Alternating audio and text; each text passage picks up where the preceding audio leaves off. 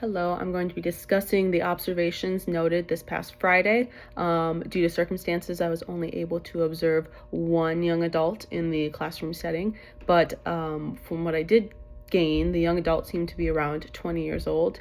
He seemed to have some sort of cognitive disability that led to a lack of verbal communication. He had to use his tablet and some minimal sign language with his aid to help with communication in his emotions and how he was feeling and if he understood directions that were given to him throughout the morning.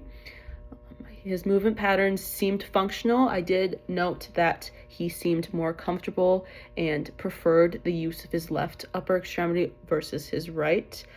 Does not mean that he didn't have any function in his right upper extremity. I did note that when he was doing more bilateral work, but he just prefers his left arm in general to do a lot of his single arm tasks if they were required.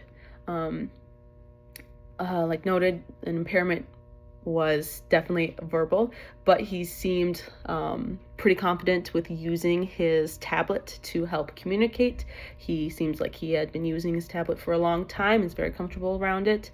The aide also seems very comfortable with using the tablet if he does need assistance, which he didn't really seem like he did, but if the circumstances required, she could come in and help him communicate something that might have been needed on his tablet. Another impairment observed was, like I mentioned, the use more of his left arm versus his right. Did not mean that he couldn't use his right arm, like I noted, but he just preferred his right arm, or his left arm.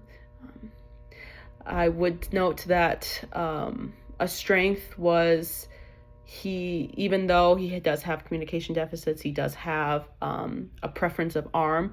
He was able to understand multiple directions at a time to perform a task, meaning that if I, as a therapist, were to give him an intervention to do, I wouldn't need to do a step-by-step breakdown. I could give him a few directions at a time and see if he understands with use of the tablet, with use of modeling, to then go forward with an intervention that I might decide to do. What did I note overall strength-wise with the activities done? They, in my time, were doing a cooking activity and a walk before my observations were done. And noted with the walk, I didn't see any major deficits. He did not need a walking aid. He maybe had some slight gait deviations with his lower extremities, whether he was just getting distracted or he does have some sort of impairment in his legs. I would have to note more further with like an official evaluation or when I'm with my time with him in interaction to see maybe if there is a deficit, but I didn't really note anything too overwhelming, too crazy that would be causing a gait deviation. He also did not need a walking aid, so that's great as well. Mentioned before, he was able to understand multiple directions at the time. Before the cooking lesson started, I did note that he was able to use both arms when folding laundry. He was folding some towels up afterwards, so he is able to use both, and he does if needed, if the activity requires both upper extremities, but it's not something that he prefers because later in the cooking lesson he did prefer using his left arm to make the ham and cheese rolls that they were going to cook later. The caregiver was able to help keep this young adult engaged. She seemed very comfortable around him. She seemed like she had been with him for at least a couple months to many years. I did not ask the extent of her time with him, but I will note that she could note when the young adult was getting stressed, getting overstimulated, and she would use sensory stimulus with her hand, rubbing her hand up and down the young adult's hand to kind of calm him down when the activity was getting too stressful for him. I also noted that with the activity, the use of visual directions, so they would give a direction and then add a say we need a baking sheet. So grabbing a baking sheet, and then the teacher would put a baking sheet picture on the directions so that the young adults could know what they were looking for. So the use of visual assistance is another thing that I could add, along with sensory stimulus, to help calm down the child, to help get the young adult to further engage in an intervention with modeling, with visual cues. All those things could be beneficial when working with this young adult.